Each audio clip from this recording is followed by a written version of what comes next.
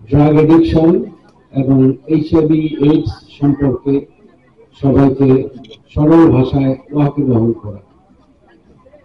প্রথমেই যে কথাটা আমি বলতে চাইছি, আমাদের জীবনের উদ্দেশ্য কি? প্রত্যেকটা জীবনের একটাই উদ্দেশ্য, সেটা হচ্ছে সুখ প্রাপ্তি। আমরা কি সুখ চাইব? আমাদের এমন সুখ চাইতে হবে যে সুখ কখনো কারো আগামী দিনে অসুখের কারণ না হয়। তো সুখ চাইতে গিয়ে আমরা এমন কিছু করে ফেলি, সেটা সবসময় আমাদের ব্যক্তিগত অসুখ, পারিবারিক অসুখ, সামাজিক অসুখ এবং রাষ্ট্রের হিতে অন্তরায় হয়ে দাঁড়ায়। এর মধ্যে একটা বিশেষ জিনিস হচ্ছে এডিকশন। এডিকশন বলতে কি বোঝায়?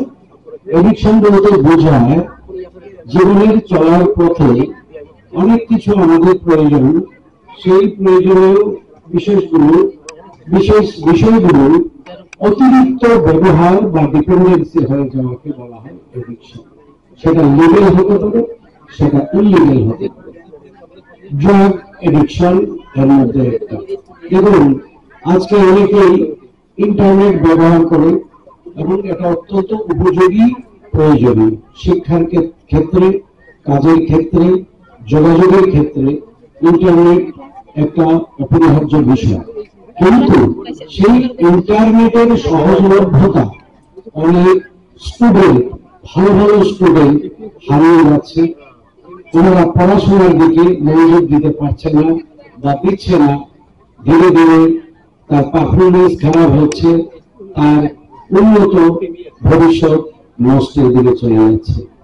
আমাদের রিকোয়েস্ট থাকবে, অভিভাবক, শিক্ষক এবং যারা ইন্টারনেট ব্যবহার করছেন, হ্যাঁ, সুনির্দিষ্ট সময়ের জন্য, সুনির্দিষ্ট বিষয়ের জন্য ব্যবহার করুন, যেটা আপনাকে ভালো ফল দেবে। ড্রাগ এডিকশন বলতে গেলে কি বোঝায়?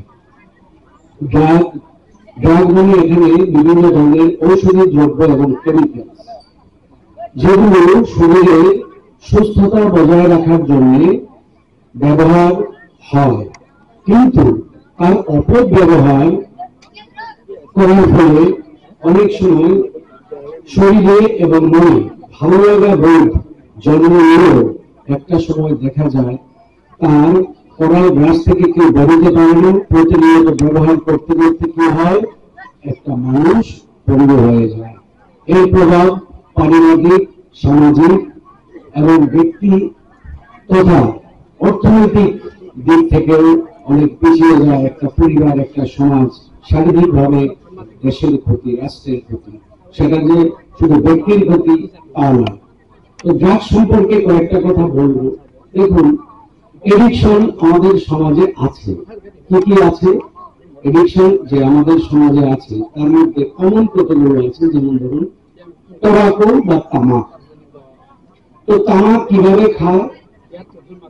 তামাক দিয়ে ধূমপান করে, হোকা, বিড়ি, সিগারেট, এগুলো পানির সাথে জর্দা, সাধারণ গোড়া, দুধটা, এগুলো অনেকে খৈনি হিসাবে তামাককে ব্যবহার করে। সেটা একটা এডিকশন। সেই এডিকশনে জড়িয়ে গেলে তার কুফল থেকে কি হতে পারে? ফুসফুসের ক্যান্সার, মুখের ক্যান্সার, বিভিন্ন ধরনের ক্যান্সার হতে পারে। সবার কাছে আমাদের অনুরোধ, বিশেষত যুব সমাজ এবং যারা ছাত্র সমাজ, তাদের কাছে আমাদের অনুরোধ থাকবে, আপনারা বাড়িতে যাবেন, বাড়ির লোক, প্রতিবেশী, আত্মীয় পরিজন সবাইকে বিষয়গুলো বোঝাবেন এবং ওনারা যদি ছাড়তে রাজি হন অথচ ছাড়তে পারছেন না, আমাদের কাছে নিয়ে আসুন, আমরা তার সঠিক পদক্ষেপ গ্রহণ করব। আজকাল ভয়াবহ একটা জিনিস দেখা যাচ্ছে, সেটা হচ্ছে যে ইনজেক্টেবল ড্রাগ ব্যবহার। কতগুলো জিনিস আছে, কফ সিরাপের মধ্যে একটা কেমিক্যাল আছে যেটা ব্যবহার করলে নেশাগ্রস্ত হয়, একটু ভালো লাগা বোধ হয়, পরে সেই নেশা থেকে আর বেরোনো যায় না। বিভিন্ন ধরনের নেশা, যেমন হচ্ছে হেরোইন। হেরোইন আপনারা নাম শুনে থাকবেন, বাজারে পত্রপত্রিকা আমরা দেখি কোটা। তো হেরোইন জিনিসটা কি? হেরোইন হচ্ছে একটা পুষ্ট গাছের ফলকে পুষ্ট হবার সময় এটাকে চিড়ে দিলে একটা কষ বেরোয়, সেই কষটাকে শুকিয়ে এটা থেকে আফিম তৈরি করা হয়। আফিমের কেমিক্যাল স্ট্রাকচার চেঞ্জ করে কালারলেস হোয়াইট দেখতে, কিন্তু আমরা বিজ্ঞানের ভাষায় বলে কালারলেস একটা পাউডার, সেটা হচ্ছে হেরোইন। হেরোইনের আন্তর্জাতিক বাজার দর 1.5 থেকে 2 কোটি টাকা পার কিলো। সেটা প্রথম জার্মান বিজ্ঞানীরা ব্যবহার করেছিলেন বেগুনি মাসের ঔষধ হিসেবে, এবং সেটা খুব ভালো ফল পাওয়া গেছিল। কিন্তু দেখা গেছে যারা এই ওষুধ ব্যবহার করেছেন, অর্থাৎ যাদের উপর প্রয়োগ করা হয়েছে, ওরা তো ভালো একটা বোধ নিয়েছে, কিন্তু ড্রাগ যখন বন্ধ করে দেওয়া হয়েছে, উইথড্রল সিনড্রোম, অনেকে গাঁজা খায়, বিভিন্ন ধরনের নেশা করে, সে সঠিক সময়ে নেশা দ্রব্যটা না পেলে একটু চঞ্চল হয়ে যায়, কিন্তু নেশা না করলেও সে বাঁচতে পারে।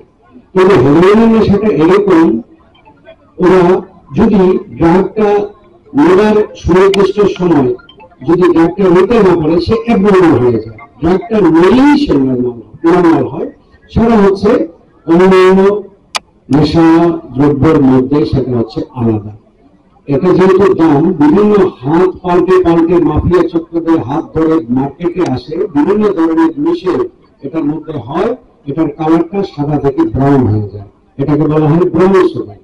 এটারও বিভিন্ন ধরনের মিশেল আছে, এবং এটা মিশিয়ে বিভিন্ন ধরনের ট্যাবলেট এবং পদ্ধতি, স্মেক হিসাবে ধোঁয়ার সাথে ব্যবহার, তারপরে সেটা ডিস্টিল ওয়াটারের সাথে মিশিয়ে ইনজেক্টেবল, ইন্টারভেনাস, ইন্টারমাস্কুলার বিভিন্ন ভাবে অবৈজ্ঞানিক ভাবে ব্যবহার করা হয়, যার ফলে এই ড্রাগের কবলে একটু ভালো লাগা, একটু ভালো সুখ বোধের জন্য অন্য জীবনগুলো ঝরে যায়। আমাদের রাজ্যে কি বলবো, আমাদের রাজ্যে ড্রাগ এডিকশন দিনকে দিন এমন ভাবে বেড়ে যাচ্ছে।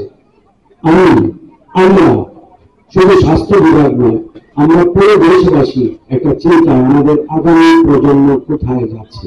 দেখুন, এই ড্রাগ সঠিকভাবে কেউ যদি চিকিৎসা বা চিকিৎসকের বা চিকিৎসা বিভাগের পরামর্শ মতো ছাড়তে চান, তার জন্য সঠিক ব্যবস্থা রয়েছে।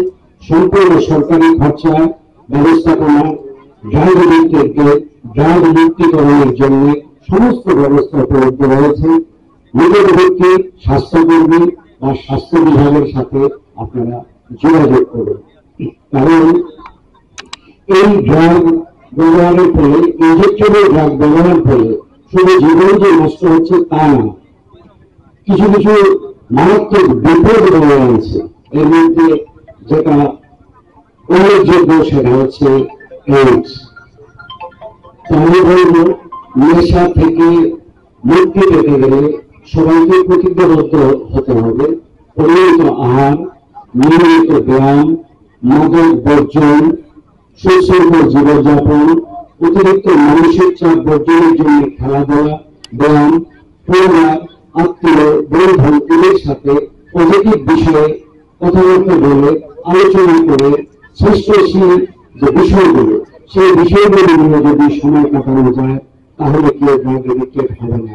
অনেকে হতাশ হয়ে যাচ্ছেন যে ড্রাগ এডিকশন এড়ানো যায় না, অবশ্যই যায়। আপনারা চিনবেন, জানবেন, মুম্বাইয়ের চলচ্চিত্র অভিনেতা, সবার প্রিয় অভিনেতা সঞ্জয় দত্ত, উনি কিন্তু ড্রাগ এডিক্টেড ছিলেন। উনি কিন্তু সুস্থ হয়ে একটা মিশন পরিচালনা করেছেন, ওনার একটা এনজিও আছে। তো উনি নিজে সুস্থ হয়েছেন, তারপরে কয়েক ডজন ছবিতে অভিনয় করে সুপারস্টার হিসেবে আখ্যা পেয়েছে। তাহলে অন্যরা কেউ পারবে না। তো আর্থিক সামাজিক দিক দিয়ে পিছিয়ে পড়া একটা পরিবারের কোন ছেলে যদি এডিক্টেড হয়ে যায়, তার কি হয়, সে শরীরের ইমিউনিটি কমে যায়, তারপরে আর্থিকভাবে প্রভাব পড়ে, তার বিহেভিয়ারাল চেঞ্জ হয়, তখন সে সমাজে তাকে আর কেউ পছন্দ করে না, তার পরিবারটাও এবং অন্যরকম ভাবে নিচের দিকে যেতে যেতে আর্থিকভাবে সামাজিকভাবে পঙ্গু হয়ে যায়। তো এটা থেকে বাঁচতে গেলে আমাদের কি করতে হবে, সবাইকে দায়িত্ব নিয়ে আমাদের এগোতে হবে, এবং যারা এডিক্টেড আছে তাদেরকে ভালোবেসে, তাদের কাছে গিয়ে, তাদেরকে বুঝিয়ে স্বাস্থ্য বিভাগ এবং সরকারি যত সুযোগ সুবিধা আছে সেগুলোকে ব্যবহার করে আমরা সুস্থ সুন্দর জীবন লাভ করার জন্য চেষ্টা করব।